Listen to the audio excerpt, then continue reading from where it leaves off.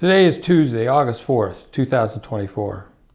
Early in July, I made my first video chat with myself. I called it Democrats' Dilemma. I wanted to see what I said so I could know what I think. Much has happened since early July. Vice President Kamala Harris has cemented the Democratic nomination for president.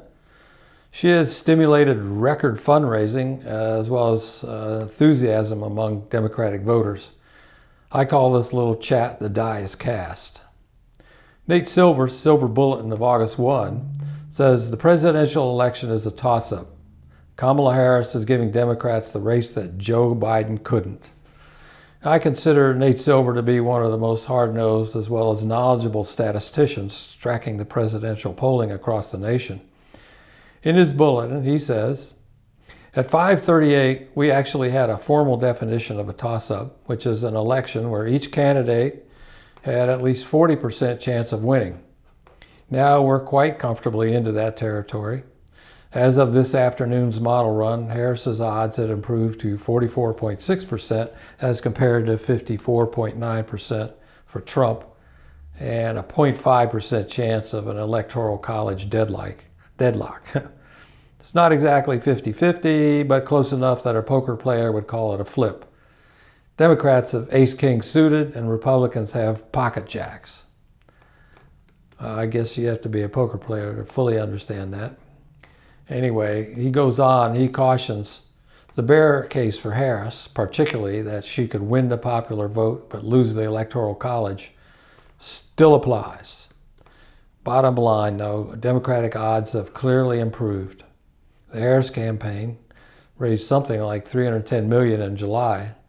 In actuality, this was a single week and still set a single month record. I believe the Trump campaign reported less than half of that for the whole month. Apparently, TikTok has been lit up by enthusiastic younger voters who favor Kamala Harris. This is a voting group that overall lacked enthusiasm for either candidate.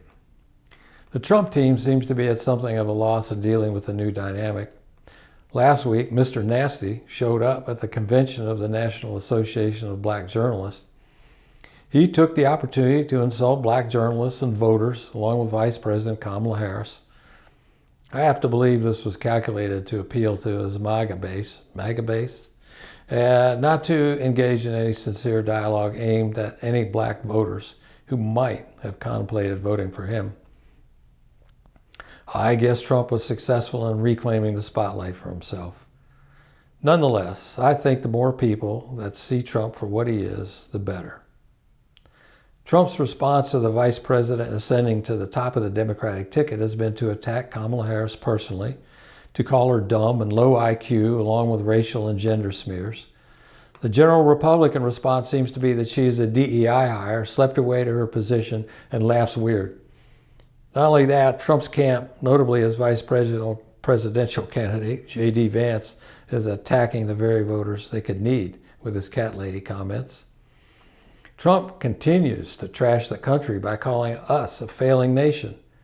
Is this the kind of leadership we can admire? Is this what we want for this country? In fact, we remain the world's strongest and richest country, the leader of the free world, and a beacon for those aspiring to a better life. We do have our share of problems.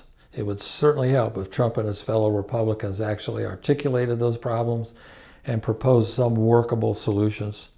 But for this election, the Republican platform seems pretty simple. Whatever Trump wants.